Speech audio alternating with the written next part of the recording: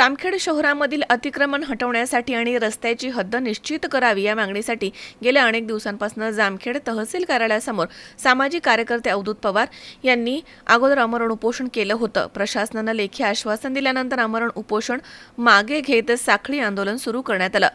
आज रोजी प्रांताधिकारी, तहसीलदार, राष्ट्रीय महामार्गाचे अधिकारी, नगर परिषदेचे मुख्याधिकारी, नगराध्यक्ष, उपनगराध्यक्ष, नगरसेवक आणि सर्वपक्षीय पदाधिकारी, कार्यकर्ते यांच्या उपस्थितीत निर्णायक बैठक संपन्न झाली।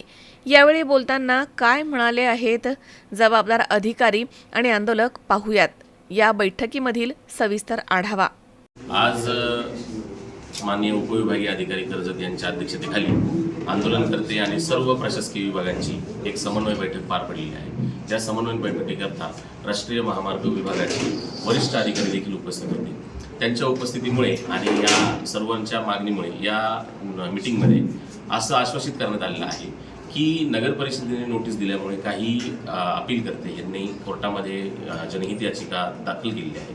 या जनहित याचिकेमध्ये 24 मार्च 2026 पर्यंत इंटरिम रिलीफ म्हणजे अंतरिम दिलासा त्या अपीलकर्त्यांना दिलेला आहे। त्या अनुषंगाने मीनवाईल 24 तारखेपर्यंत भूमी अभिलेख, राष्ट्रीय महामार्ग विभाग आणि नगर परिषद यांच्या माध्यमातून या जामखेड शहरातील म्हणजेच पंचदेवालयाच्या मंदिरापासून तर साकत फाट्यापर्यंत या संदर्भात सर्व मोजणी करण्याची प्रक्रिया ही पार पाडण्यात येणार आहे आणि त्या अनुषंगाने राष्ट्रीय महामार्गाची हद्द ही भूमी अभिलेखकडून प्राप्त करून घेण्यात येणार आहे। त्या अनुषंगाने राष्ट्रीय महामार्गाच्या हद्दीमधील अतिक्रमण हे राष्ट्रीय महामार्गाच्या वतीने काढण्यात येणार असल्याचं कार्यकारी अभियंता महोदयांनी सांगितलेलं आहे आणि राष्ट्रीय महामार्गाच्या मालकीच्या बाहेरील जे अतिक्रमण येतील त्या अतिक्रमणांवर कारवाई करण्याचं काम नगर परिषद या न्यायालयीन प्रक्रियेच्या अधीन राहून करणार आहे।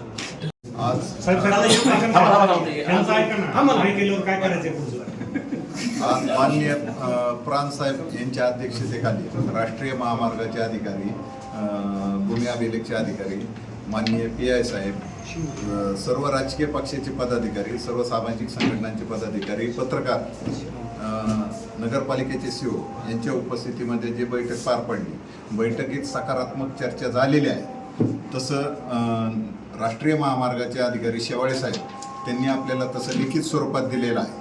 लिखित स्वरूपात दिलेली कारवाई त्यांनी जर नाही केली तर जे टाइम बॉन्ड दिलेला आहे त्याच्या दुसऱ्या दिवसापासून परत आमरण उपोषण चालू करण्यात येईल। आज आपण हे साखळी उपोषण स्थगित करत आहोत। मी संजय शेवाळे, कार्यकारी अभियंता, राष्ट्रीय महामार्ग विभाग, नाशिक। आज इथे श्री अवधूत पवार सर आणि यांचे सहकारी उपोषणाला बसले होते। या ठिकाणी आज भेट दिली।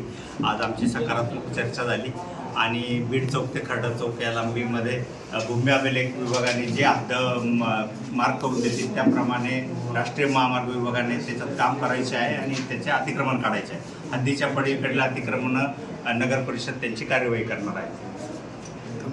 मधले काम जे आहे पूर्ण लांबीमध्ये ते भूमी अभिलेख विभागाने दाखवल्याप्रमाणे पुढील अतिक्रमणे काढण्याची कार्यवाही होणार।